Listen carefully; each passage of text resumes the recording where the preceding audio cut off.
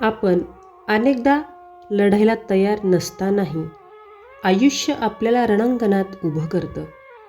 पण जीवनात जिंकण्यासाठी फक्त चांगलं असणं पुरेसं नसतं, तर सज्ज आणि निर्धाराने उभं राहणं हे देखील तितकंच गरजेचं असतं.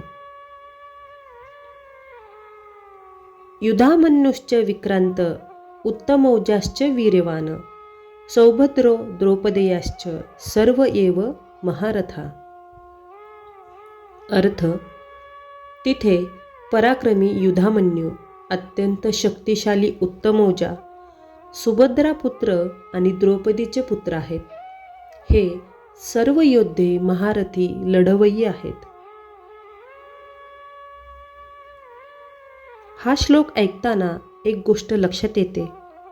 गीतेत इथे फक्त योद्ध्यांची नावे सांगितली जात नाहीत, तर गीता इथे आपल्याला सांगते की युधामन्यू, उत्तमौज, अभिमन्यू आणि द्रौपदीचे पुत्र हे सगळे महारथी होते, कारण ते लढाईसाठी पूर्णपणे तयार होते.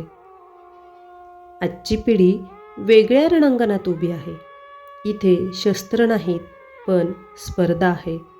इथे युद्ध नाही, पण ताण आहे. इथे शत्रू दिसत नाही, पण भीती, संभ्रम आणि अस्थिरता आहेत. आजच्या आयुष्यात ही ओवी आपल्याला विचारायला लावते की आपण हुशार आहोत का? तर नव्हे, आपण होशियार म्हणजेच तयार आहोत का?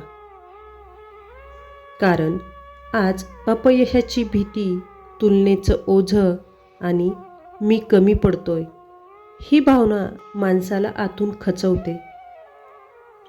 अशा वेळी गीता सांगते की तयारी म्हणजे फक्त कौशल्य नव्हे, तयारी म्हणजे अपयश आलं तरी उभं राहणं, भीती असूनही निर्णय घेणं आणि स्वतःवरचा विश्वास टिकवणं. युधामन्यू, उत्तमौज, अभिमन्यू हे सगळे आपल्यासाठी प्रतीक आहेत, चिकाटी, धैर्य आणि निर्धाराचे. ही ओवी आजच्या पिढीला एकच संदेश देते की जीवनाची लढाई टाळता येत नाही, पण तयारी केली तर ती जिंकता येते. जो स्वतःला तयार करतो तोच जीवनाच्या रणांगणात खऱ्या अर्थाने महारथी ठरतो. जय श्री कृष्ण. धन्यवाद.